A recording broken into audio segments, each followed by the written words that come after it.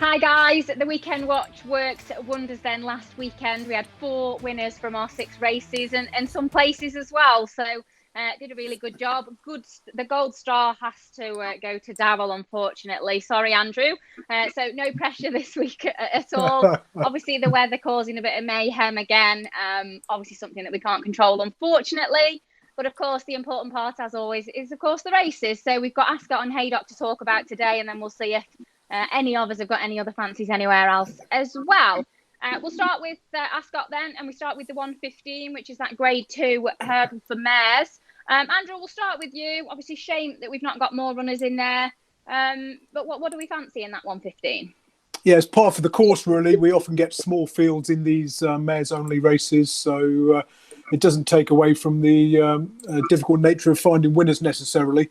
Now, the obvious starting point is Roksana after her long walk third last time behind Paisley Park and Tyne Hill. My only concern is that Dan Skelton's yard does tend to go a little bit quiet in January. A lot of his horses have a flu jab and are quiet this month and then come back for a spring campaign. And particularly in the big races on Saturday. Now, if you just look at Dan Skelton's runners over his career, on Saturdays in January, when most of the big races are, 6 winners from 149, 4% strike rate, and a huge loss of 108 quid to a £1 level stake if you back them blind. He had a whole host of runners on at Warwick last Saturday, some of them very short prices, and they all got chinned. So at odds of 4 to 5, I can leave her alone. I'm going to go with Magic of Light instead, the second favourite, around about 3 to 1. She does really well when she comes over to Britain. She's had 8 runs over here, and 5 of those resulted in wins. And on ground that's genuinely soft, 5 wins out of 6. So I think, the defeat, of course, coming in the Grand National when she was second to Tiger Roll at 66 to 1. Ploughing through one of the fences in the straight. So yeah, it's got to be Magic of Light for me at the prices and take on the Skelton runner. Okay, the only thing I had written down there, I think Jessie Harrington, we talked about the Collins Hizzard team being quiet, which they still are even after last weekend. Jessie Harrington 1 from 41 with recent runners, so that's a little bit off-putting, isn't it? Yeah, I guess so. But outside the front 2, you're kind of struggling as to what you're going to go with. And I mean, looking at the current prices with William Hill, they're now 5 to 4 on Roksana, 11 to 4 Magic of Light. Eglantine de Soy, I don't think is running now. It seems to be blanked out, that one. So we're left with Coded Message at 25s, Midnight Tune at 33s. I'll give Midnight Tune. Midnight Tune would have half a squeak back over hurdles if making the running and being allowed a soft lead second time after a wind up. But hard to look beyond the front 2, really. Yeah, okay. What about you, Daryl? We agree with that? Disagree? No, I agree that it's all about the front 2, but I think Roksana's so far clear here. I think it's ridiculous. I think this is an absolute banker material, I'll be honest with you. If you go back and watch her Weatherby run, she was fantastic, clearing away from Next Destination with a minimum of fuss, really. Next Destination has done nothing but boost that form over fences now. And look at her long walk hurdle run behind Paisley Park, being just 2 lengths by Paisley Park and Tyne Hill. That is the strongest staying form on offer on both sides of the Irish Sea. And if you go back and watch that run, Harry Skelton was just holding on to her. And then after the last, he asked her to quicken up. She took a moment to get organised and then quicken up, and she was staying on again at the finish. But if you go back to the Weatherby run, he actually asked her to quicken up between the second last and the last, and she cleared away. I think she was a little bit better than the bare result of that 2-length defeat at Ascot. I think she's got plenty more to come. She's so unexposed over 3 miles. All of last season, she was screaming to go up to 3 miles. She's got 4 figures of 3, 1, 2, 2. The 3 came in a Grade 1 last time. The win came in a Grade 2. She was second in the Grade 2 in the Stayers Hurdle at Aintree, and then second in the Grade 1 Dunbar at Aintree. She's a rock solid favourite here for me. Magic of Light gets the utmost respect, obviously trying to win this race for the third year in a row. But Roksana, I think, is just going to sit on the edge of Magic Light and just do her for a bit of pace. She's got a bit of pace for a 3-mile horse as Roksana. So she would be a very, very confident bet in this race. Yeah, it's a bit of a tricky one. Between those 2, the 150 is where we go next. That's a Grade 3 handicap hurdle. That's over 2-3. Looks really wide open, Daryl. I found a little stat for this one, and it was 7 out of the last 10 winners have been rated 143 or higher. There's a horse in here that I quite like, big price, Botox Has, who stepping up in trip, I think will suit. Nice big horse, and of course the Gary Moore team are flying along. So that's my little selection in there, Botox Has.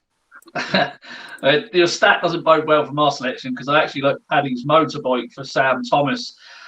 This horse is stepping back into handicap companies now for mark 131. Jordan Naylor takes £5 off. Okay. His 2 runs this season in novice and maiden hurdles, you could say that he's picked up weak races, but the time figures he's recorded doing them suggest that he is more than capable of a mark of 131. The fact that he's going to be running off a mark of 126, courtesy of that £5 claim, is very, very interesting. At Huntington last time, he was 20 lengths faster than the winner over 2 miles 4 off 109. He was 19 lengths faster than the final circuit of the 3 mile contest. And this second horse is rated 121, Ballymilsey. He's undoubtedly well handicapped, and he is certainly going to be winning races. And you go back to his Uttoxeter run the time before that, he was only a fraction of a second slower than the 2 mile winner in the final circuit called Precious Luck, who's a solid 130 rated horse. And the 2 horses in behind him that day are real solid 124, 126 rated horses. So his mark looks more than fair. He is a 9-year-old, but he's unexposed over hurdles. He's 90 rated on the flat. He's got plenty of scope for improvement. I think you can get him at around 12 to 1, 14 to 1 each way. I think he's got a cracking chance to be in the frame. The other one in here I do like is Lightly Squeeze.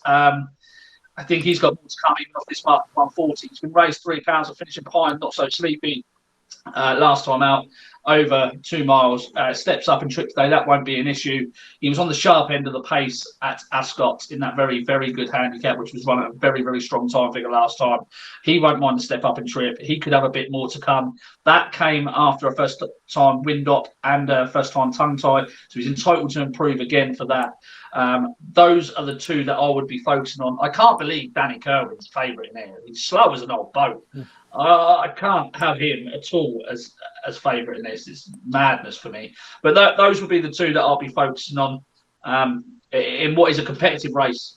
Yeah, an old boat might be exactly what you need, though. Unfortunately, if we get any more rain, but. Yeah, look, Lightly Squeeze, I can understand. Obviously, we've seen a lot, haven't we, on that second run back from a wind up. Obviously, ran really well last time at a huge price. Andrew, what do you like in that 150? Yeah, I'll start with what I don't like, and I'm in agreement with Daryl about Danny Kerwin. Interestingly, having run over 3 miles last time out, he's coming down in trip. Now, if you look at the last 10 years, we've had 8 runnings of this race. We lost a couple to the weather. And all 8 winners were stepping up in trip. 5 of them had prepped over 2 miles, 2 of them over 2 miles 3, and another over 2 1/4. So, as you say, an old boat coming back from 3 miles is probably going to struggle here. And this has often been sort of champion hurdle standard race. You look at it last year, Thomas Darby and Song for Someone fought it out. So that was, a really strong renewal. This one, perhaps not so. But looking at your stat regarding the higher rated runners, Janika would have to be of interest. First time after the wind op. You could back all Nicky Henderson's hurdlers first time after a wind operation. 10 winners from 41 bets and a profit of over 28 quid to a £1 stake. So don't be surprised to see him go well after a break back over hurdles. But I'm going to go with Lightly Squeeze, second run after the wind operation. And he ran 3rd in a big handicap hurdle here at the December meeting. Same race as Botox Has. Botox Has was down the field in that one. And again, we've seen plenty of horses prep in that race and then step up and trip to win this. Now, the Lightly Squeeze, that was his first run after a wind op. Harry Fry's got a great record with his runners second time after the wind surgery. They often go on to win, particularly if they've run well first time after the operation. And so the last time he ran over this sort of trip at Taunton in December 2019, he bolted up by 7 lengths. So I'm with Lightly Squeezed. Taking on Danny Kerwin was the main play. And also wasn't too keen on Caterson. Now, she ran well at Aintree last time, winning in a race that's worked out really well. But she tends to go off the boil at this time of year. Her first 3 runs after the new year have resulted in defeats at short prices. And then she often comes back in the spring. So he, I should say, not not she. I'm getting confused because the word Kate's in her name. But have a look for Catson as opposed this time, but maybe back at one of the spring festivals because he has gone well at Aintree and Cheltenham before. Yeah, Brian Hughes aboard at Capeton actually. I was up at Newcastle the other day, and Brian Hughes was riding there, and I was saying how cold my hands were, and he apparently assures me that it's a fact that if your hands are very cold and you put them under a cold tap, it makes the blood flow and it makes your hands feel less cold. So who knew if you put your hands under a cold tap, it makes them feel warmer. But when I was at school, someone told me if you sneezed and farted at the same time, your heart would stop. So be careful what people tell you. I would hope that as Brian Hughes is a very smart, capable man, it wasn't to make my hands even colder, but never mind. By the by. So lightly squeezed for Andrew. Paddys Motorbike for you, and Botox has for me. So all a bit of value in there, but it's a difficult race, isn't it, that I thought. And another very difficult race as well, difficult puzzle to solve, is that 3 o'clock at Ascot. Plenty of informed horses, and we'll start with Andrew this time, please. Yeah, this is another tricky one. This is where are we going here? 3 o'clock, isn't it? Yeah, 2 miles 5 handicap chase. We've got last year's winner, Domaine de Lisle, who was a 14-to-1 shot when winning it. Sorry, 5-to-1 shot when winning last year, but it gone into that one on the back of a win. Not in the same sort of form this time around, but half a chance that he might bounce back returning to this venue. But the one I was more interested in is a massive price. You might laugh. This is Touch Kick, right down the bottom. We would never laugh at your selections when you give them, just afterwards when they frown. Now, coincidentally, Touch Kick used to be trained by Paul Nicholls, like Tatterdon, who won this race twice in 2011 and 2012. That's not the reason for siding with him, though. Basically, he left the Paul Nicholls yard, joined Simon West. First time out for his new yard, he tipped up in the Grand Sefton in December. You can draw a line through that. And then last time out, he ran in one of those bumpers for jumpers races at Newcastle that you were referring to a little while ago, and he's finished 7th of 8, but he's only beaten 8 lengths, and more importantly, he was up with the pace. Now, Newcastle, as we know, on the round course, eats front runners alive, particularly in those bumpers, and we've seen a whole host of short price horses get picked up. I mean, yesterday there was a couple who shot clear, traded really short in running, and both got chinned 105 and 1.1, having laid them at much bigger prices. I can tell you it was squeaky bum time. But Touch Kick, in that race, so it was only 2 places behind the odds-on favourite Sal, who made the running. Now, of course, Sal came out and won a good race at Wetherby next time out. And I just think there was a lot more in that performance than, the finishing position of 7th of 8 suggested. Now, he's 40-to-1 or thereabouts this time. He's got cheap pieces on for the first time. He's got a prominent style that tends to be favoured at Ascot. He's won a whole host of races right-handed. I think 5 of his 6 wins have come this way around. So at a silly price, might just be worth £1 each way of your hard-earned on Touch Kick. Of the others in the race, Acting Lass has won this race previously. I think it was back in 2018, despite jumping out to his left all the way around. But only 6 ran that day. It was a pretty weak renewal. And he's had the wind up since his last run. Another Harry Fry inmate to do so. And he's not got the greatest record first time after the surgery. 6 winners from 41 and a loss of over 18 quid. Johnny Sofa needs a smaller field. His wins have come in fields of 7 or less, 6 wins from 8 starts. Anytime he's had 8 or more runners, he's got chinned every single time. I think it's 0 from 8. And Betty's King was second by a neck at 14-to-1 in this race last year. Another Skelton runner, so a possibility on form, but I'm just worried about the yards. Big race runners in January because of the flu jab. And Espoir de Guy is probably the one I want to side with of those nearer the head of the betting for Venetia. 3 miles was too far here last time out. Since joining this yard, when he's gone right-handed below 3 miles, he's won 3 from 3, 2 from 2 at Ascot. Bit of a worry about the tongue tie going on for the first time. 0 from 11 for Venetia when she runs one in the first time tongue tie. But that's a small sample size. So yeah, Espoir de Guy, and more interestingly, at a massive price, Touch Kick. So would you back them both with Touch Kick being so big? Definitely. Yeah, okay. Daryl, the one that I quite liked in here, so you can tell me if I'm completely wrong, was Windsor Avenue for Brian Ellison. I know that a good piece of form back at Carlisle when this one finished just behind Imperial Ore, and I think some of the best form actually from Windsor Avenue has come going right-handed as well. So I think there has already been a bit of support for that one. So that's the one I'd kind of focused on for this. Yeah, you've kind of just stole my thunder a little bit there. Thanks, Leonna. Oh. She does that. I was going to say that's another thing. We don't talk about anything before this, so it could be your selection, and I don't know. Sorry. No, that's no problem. But you are right. He's much better off going right-handed. I hope it's the fact that he's going right-handed and not the fact that it's just at Carlisle, because Carlisle is the only course that he's been right-handed at. Form figures are 2-1, 2-2-1. He ran really well behind Canelo, I thought, at Weatherby over 3 miles. I'm not entirely sure 3 miles is really his trip, so the drop back and trip is definitely going to be of interest today. I think you only need to forgive him 2 runs. One of those was at Cheltenham, which many horses don't seem to handle, when he pulled up in that behind Chap Street Lad. And the other race is at Doncaster over 3 miles after a dirty scope. So I don't think there's too many excuses for him. He's off a mark for 147. He's been rated as high as 153. So, I mean, you look at this race and nothing really looks like they've got plenty in hand.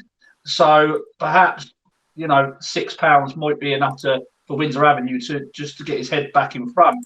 Like you say, back right-handed, Brian Hughes is back on board. I do like his chances. The other one I'm quite keen on, I say quite keen on, he's a bit of a cliff horse for me, is Jerry's Back. This horse is so well handicapped on his best form, it's ridiculous. He just never seems to produce. Now, don't quote me on it, but I do know that in the off-season last term, when he returned behind Benny's King and he was beating 50 lengths, I do know that something wasn't quite right with him that year. They didn't have him where they wanted him. He ran a blind around a Barry Geraghty when we last see him at Ascot behind Regal Encore. He's got it in him to go well fresh. He is a very interesting horse, but this could well be a prep run for perhaps one of the festivals. That would be my only concern with Jerry's Back. Get him out now, get a spin under his belt, and then we'll see where we are at the festival with him. So for that reason, I would be siding with Windsor Avenue here. The likes of Dashel Drashers and the unexposed horse in the field, he could have plenty more to come. He's a really nice horse, but I can't really see him having £8 to £10 in hand at this trip. And I think you're going to need around at least £6 in hand to win this race, if I'm being honest. So Windsor Avenue would be the one I'd side with. Yeah, me too. I also thought, just going back slightly to, I know at Weatherby you said 3 miles perhaps a bit far as well. They rode him right out the back, whereas his other runs, when he's ran quite well, he's been quite prominent. So obviously that should suit as well, shouldn't it? So Windsor Avenue for me and you, and Andrew. You've forgotten, haven't you? No, I would never forget anything you tell me. But tell me again, outside of the field, Touch Kick. Touch Kick and Espoir de Guy was the other one coming back in trip. I was listening. One out of 2, not bad. That's 50%. That's a pass. Well, exactly. Well, you've got to try and beat Daryl this week, haven't you? Not that it's a competition, obviously. We're a team. Oh, it's like Phil and Kirsty on Love It or List It, isn't it? Which is which? You two. Anyway, feature of the day is, of course, the Clarence House, 3:35.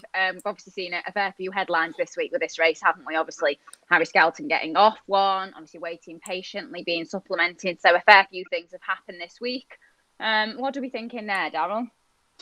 I'm quite keen to take on Politolog, to be honest. I don't think he's achieved as much as a lot of people think he's achieved. I mean, this term, his champion chase win was an absolute terrible renewal for me. Definitely the Soul didn't show up. So Royale was tailed right off. He clearly didn't run his race. And then he's gone and beaten a bunch of handicappers in Tingle Creek at Sandown. Grenadine is almost certainly a 2.5 mile horse. Rouge Fifth was back in third. He wasn't beaten that far on soft ground, considering he likes good ground. I don't think the performance was that impressive. And the fact that Rouge Fifth was given such a hike in the ratings for winning a handicap that was slower than the race that Galvin won over 3 miles, it just all looks a little bit suspect for me. And I'm quite keen to take him on with waiting patiently. I think Ruth Jefferson breathed a little bit of life into this race, if I'm being honest, by supplementing waiting patiently. I think it's a fantastic move, and I think they could be rewarded for their patience.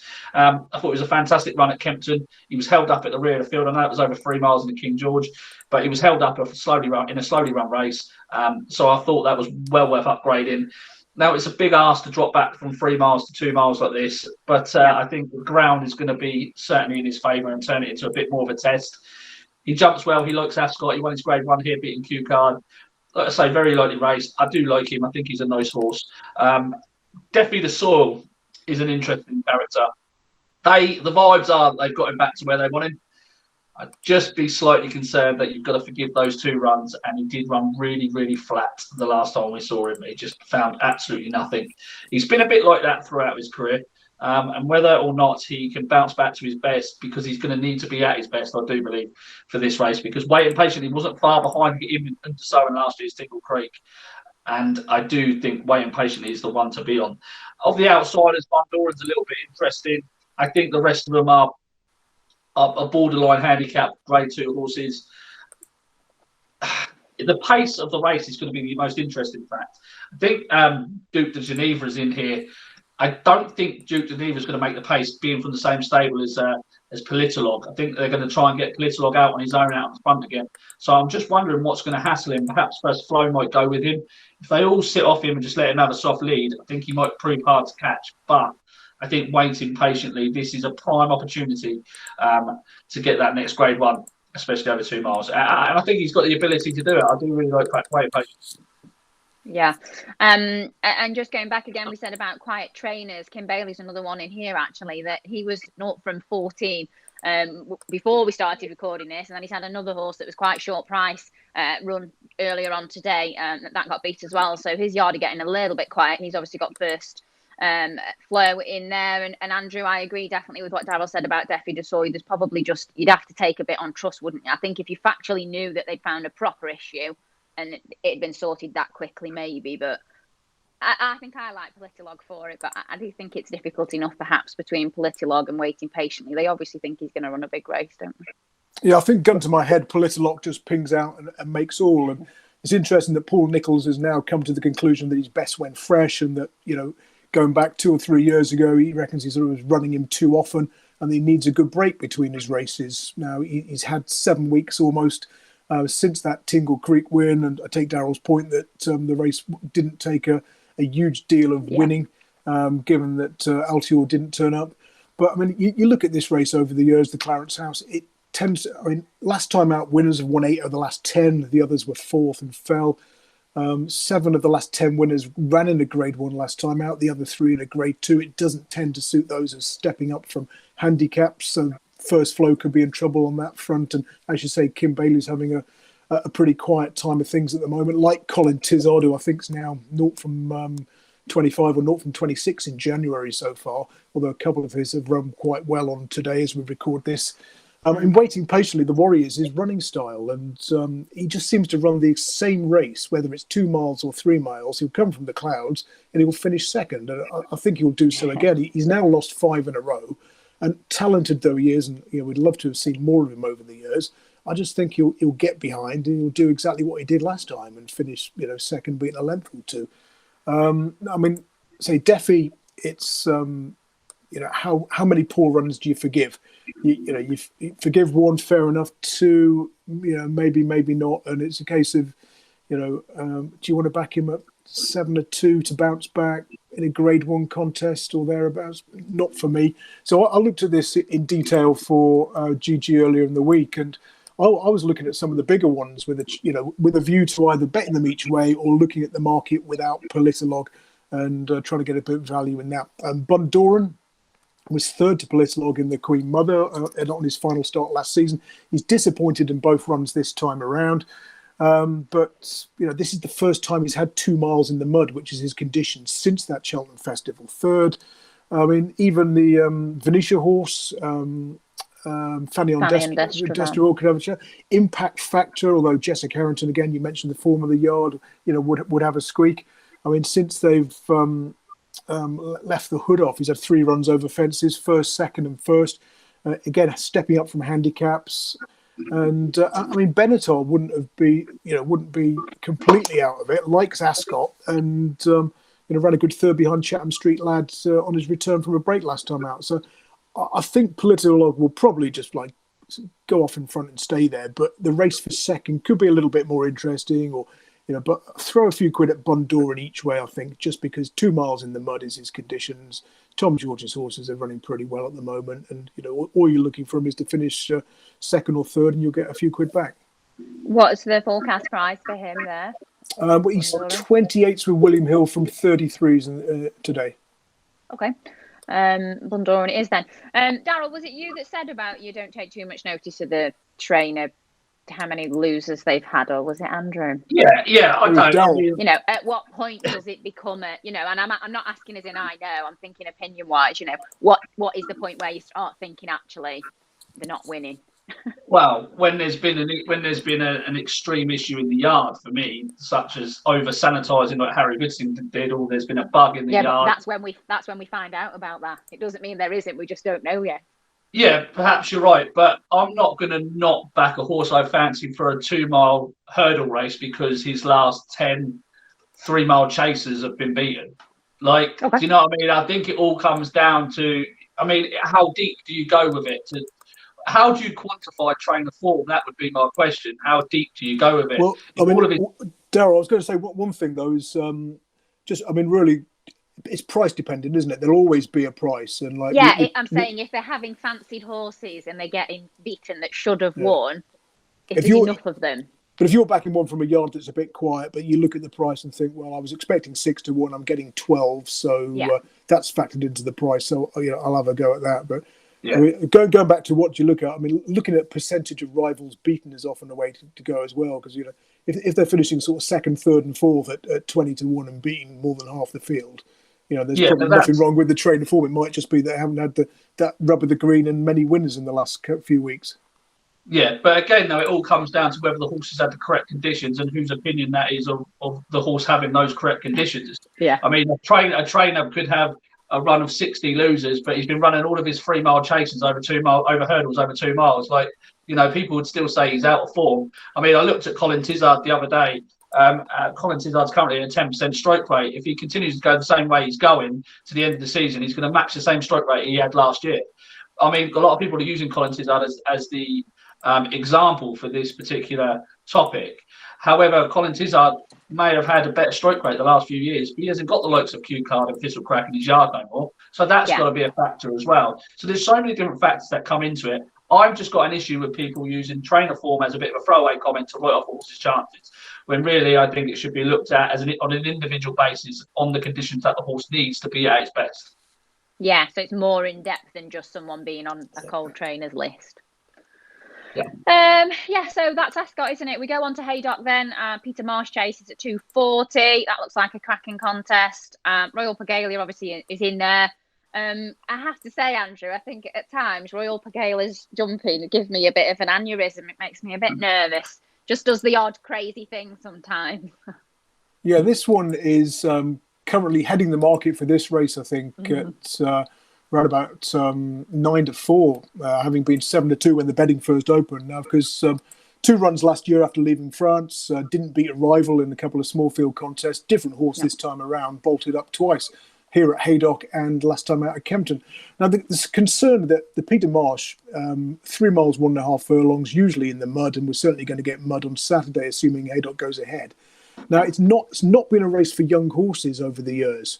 Now, if you go back to the year 2000, 7-year-olds and younger, only 1 winner from 22. That was Bristol de May, who was running off a mark of 154, and he's a bit good and quite likes Haydock, so I hear. So all the other young horses, often at short prices, tend to really struggle here. So I thought we could get the favourite chinned here. I don't think that sort of flashy sort of style is going to be suited to what's going to be a massive slog through the mud. Sam Brown's I thought was a doubtful stayer. Stamina is going to be at a forte here. So there was 2 I was looking at. One of them is last year's 4th, Claude and Goldie for Sandy Thompson. Now, that was a really interesting run last year because he was ridden patiently. He tends to normally go from the front or at least race prominently, which is generally what you want when you're looking at Haydock in the mud. Now, he was, say, a 25 to 1/4 to Vintage Clouds, and he had a shorter price stablemate in the race there, Geronimo, who was prominent. That one's finishing 3rd. So I think the slight change in tactics might have been not wanting to take on the stablemate. And after that, he didn't run again last season, reappeared at Kelso, ran a really good 2nd at 14 to 1, And then last time out, the race probably came a little bit too soon. You look at his wins; they've come after a break, one on a seasonal debut, one after a break of 3 months. So coming back to Haydock after a 2-month break, with Stevie McQueen on board as well, a £3 claimer.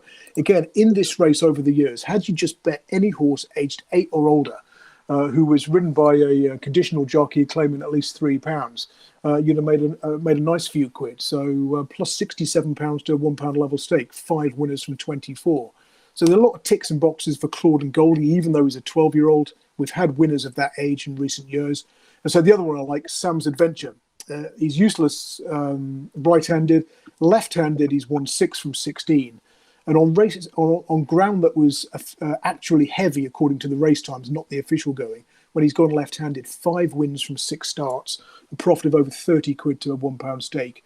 So that's Sam's Adventure and Claude and Goldie, 2 against the field. But yeah, take on the young horses, take on the doubtful stayers, and that's the front 2 in the betting at the moment, Royal Pagaille and Sam Brown. Okay, interesting enough race, isn't it? I agree, as I say, with Royal Pagaille, the jumping just scares the life out of me. I think if I backed it, I'd be even more nervous. Daryl, what do you like in here? It's an interesting race. What do I like in here is probably a bit of a strong statement. What's the selection? I think that if Sam Brown is going to come and show, how highly regarded he is, I think these are his conditions to do so. Anthony's put a first-time tongue tie on him, and he seems to have, I haven't looked at the stats, but he seems to have lately been applying that tongue tie to quite a lot of his runners, and they seem to have been running improved races. I don't think he's done much wrong, to be honest. I think the third run at Ascot, where he pulled up in the good novice chase, in the Reynoldstown novice chase, I think that was just a third run too soon after such a long break. He is such a fragile horse. I mean, if you go to the yard, they're very, careful of watching him all the time.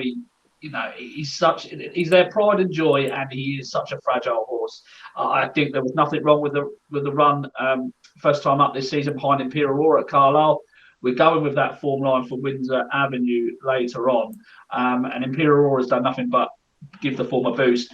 I like Sam Brown. I think 3 miles in the mud at Haydock, I don't think there's absolutely no negatives really against him. And I do like the fact that Anthony's chucked on Ben Godfrey, who's a very, very talented young jockey coming through, claiming £5, getting even more weight from Royal Pagaille at the head of the market. I think Sam Brown is the one to be with. He's a bit of a class act in this field, in my opinion. Yeah, well, being as you did so well last week, I'm so glad we agree on a few things, because Sam Brown was one that I'd literally just written, likes it bottomless, and I'd seen it there. I think it is. I haven't got the actual numbers either, but first time tongue tie for Anthony Honeyball again does seem like a good thing. So yeah, we're both with Sam Brown and Andrew, Claude and Goldie. And come on, Leonna, it was only 5 minutes ago. You can remember. Come on. Sam's Adventure. Well done. Yes, the battle of the Sams. Yeah, exactly. I don't want to lie and tell people the wrong thing. I'm just making sure, that's all. So I'm glad some of us are agreeing on some of them. That's a start, isn't it? And Daryl said that if Sam Brown doesn't win, he's going to sing Sam Brown's greatest hits, a little medley of them next week. Yeah, that's what we can have, like our boxes come out to a tune. That can be our, when it's finished, the video, we'll play your singing at the end as a walkout. It'll be fun. We'll enjoy it. The last race is, of course, the Champion Hurdle Trial. That's at 3:15. Probably a bit of a tricky race to find some value in, but we'll let you try and start, Daryl. Oh, this is a strange race, and I'll tell you why. Because Ballyandy holds a penalty for winning this race last year. Navajo Pass holds a penalty for winning a Mickey Rouse Grade 2 juvenile race at Doncaster in December 2019. It's such a strange race to hold a penalty for. Look, Bouvedere has got to be, according to the weights, around £11 below his best, and he could still win this. He's 4-9 on. Would I want to take 4-9 on about a horse that probably looked a little bit aggressive last year? Has been off a long time after a serious injury. On bottomless ground at Haydock? No, probably I wouldn't. If I had to side with one of the three, and I mean, if you put a gun to my head and I had to decide, it would probably be Ballyandy to repeat his victory last year. I think you're taking a massive chance on Booby there. I really do. And for tonight, I just don't see how anybody could do it. It's probably a race to sit back and watch. But Bally Andy won this race last year. He's been rock solid all season, carrying big weights in handicaps. He's got to give £6 to Booby there, which looks an impossible task. But if I had to start one of them, it would be him. I don't like the look of the race. I didn't even like the look of the race earlier in the week, really, when Song for Someone, etc., was in here. I just think this is asking for a bit of an upset. Yeah, and Andrew, surely we'd have to take into account that if Haydock survives and is on, it's a lengthy layoff, isn't it? A really long time to be off the track, and then it's going to be very testing. Yeah, I mean, he's done it before, Bouvardere. He's won after a break. I think it was like 3 or 4 years in a row before he was chinned in the Fighting Fifth last year at odds of 13-2 on. But as Daryl says, will he be wound up after a break when obviously he's got, bigger fish to fry in the spring? Because Nigel Twiston Davis, he's won this with all 5 runners in recent years. The race named after the new one, of course, he won it 4 times, and then Bally Andy last year. But that was a terrible renewal last year, probably even worse than this one. He's won by a nose from Pentland Hills. I think Pentland Hills only got chinned because he went over to the far rail in the closing stages where the ground seemed to be a lot deeper. It was a weird meeting last year where we saw a few horses look sure to win, trade about 101 in running, and then because they were on their inside rail in the closing stages, they just seemed to tread water. So, Bally Andy on the trainer stats, Bouvardere on the fact that he's getting weight and he's a dual champion hurdle winner. But then you look at it, you think, well, 3 runners in desperate conditions. We've got we know who's going to lead. That's going to be Navajo Pass, the Donald McCain runner. This one's like 11-1, I think, with William Hill. So you're thinking, if you give me a fiver, I'd put £4 in my pocket, buy a pint when the pubs are finally open, and have a pound on Navajo Pass. So. That's the way. That's the way I'm looking at it. You wouldn't really be surprised if any of the 3 running won. And if you've got a race like that, then you might as well just go small stakes on the outside of 3, I guess. Would you back? Sorry, Leanna. Would you back Navajo Pass back to lay him in running, Andy? Would you? I mean that's one angle to look at. I mean, I would imagine that if you're backing him at 11 or 12-1, you'd probably be able to get out at sort of 50% of those odds fairly quickly, assuming that he goes from the front and. He can dominate. I mean, looking at he's not a bad type anyway. He tends to do best in fields, small fields, 9 or fewer runners. He's won 4 from 7, finished second twice and 5th in the other one. When he's had a recent run, his small field record is 4 wins and a second from 5 starts. So he's no mug. I know his prominent style was favoured at Musselburgh last time where he won. But yeah, it might be one of those races where, they crawl along and then, for 2 out, you're thinking, hang on a minute, this thing might have nicked enough here. And we've seen it time and time again. Haydock on desperate ground, those cruising in behind, they just can't make up the ground in the closing stages. So gun to my head, Bouvardere outclasses them. Realistically, for a small financial interest, it's got to be Navajo Pass for me. Yeah, that's what I thought when I looked at it. So it's not exactly a thrilling betting race, but all the same, we'll see what happens. That's the scheduled races that we've chosen all finished. This week we've added on, we're going to do a nap each, and we're also going to do any other fancies as well. So we'll start with you, Daryl. You can go anywhere you want if there's anything else you like over the weekend. 205 Haydock. I like Hijack for Nicky Henderson. Stepping up to 3 miles. I think he's well handicapped on the mark of 130. His last run, he was staying on really, really strongly in heavy ground at Haydock behind the Cobb. That was a decent race. It was a decent time figure. I think he's got plenty more to come. So I think going up in trip, he's definitely going to improve. The same venue in the 130, it's a really, really competitive race. Clandidabo Lad hits the market. It's Sky Bet Supreme trial. But I thought Manila Drama might be able to turn the tables on Clandidabo Lad. He's £10 better off for when they met in a novice hurdle. They both met on their hurdle debut. He's a different animal now. He's improving at a rate of knots. It's a really, really good race. So that's one worth keeping an eye on going forward anyway. But those would be the 2. And then over at Taunton in the 210, if the cat fits, I think we'll appreciate the mammoth 3 miles 4 furlongs trip at Taunton in the 210. He's second fab behind Yala Enki, who's odds on. I think if the cat fits, it's got a bit more to come. Have you got forecast prices for all of them at the minute? If the cat 5-2 for Manila Drama. I'm not sure what Hijack is going to be, and 11-4 if the cat fits. Okay, Andrew. Yeah, I've been through the rest of them. I've had a look at Newcastle's all-weather meeting on Saturday night, but I was struggling to find anything else that I wanted to, sort of nail my colours to at the moment. I did have a look at, like Daryl, at that staying race at Taunton, the 210. But I just thought Yalarenki would probably, make all again, and as he did last year. I mean, Taunton, it's really difficult to come from behind. The fences take quite a bit of jumping, and you find that all it takes is a mistake or two, and those coming from off the back are playing catch up. The only proviso is that when it gets very deep there, it can be an advantage to come wide, and that brings hold up horses into it. So it's a fascinating race, but Yalarenki probably to make all, but I couldn't, back him at odds on or recommend him as a bet. So, nap wise, I'm just going to stick with the races we've already discussed, and I'll go for Glory with Touch Kick in that 3 o'clock at Ascot, and to build on the promise he showed in that bumper at Newcastle the other day.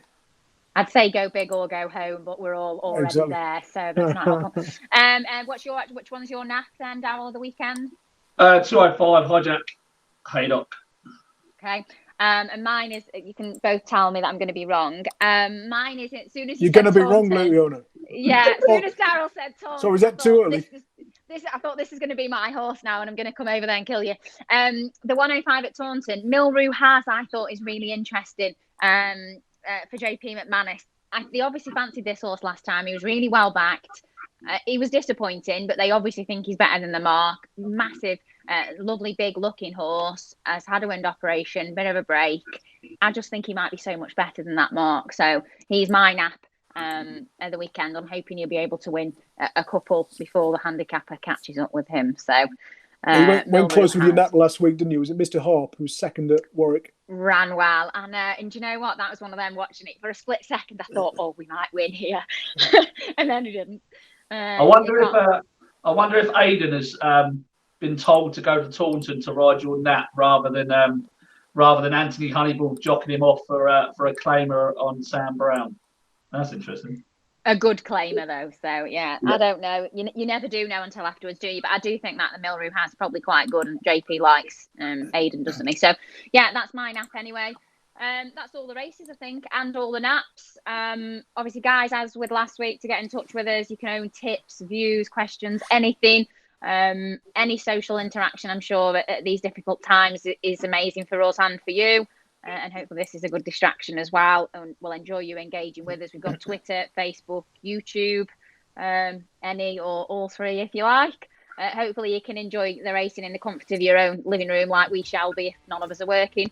And don't forget to visit GG.CO.UK, the website for all race cards, form and tips. And unless anyone's got anything else, we'll see you all again next week.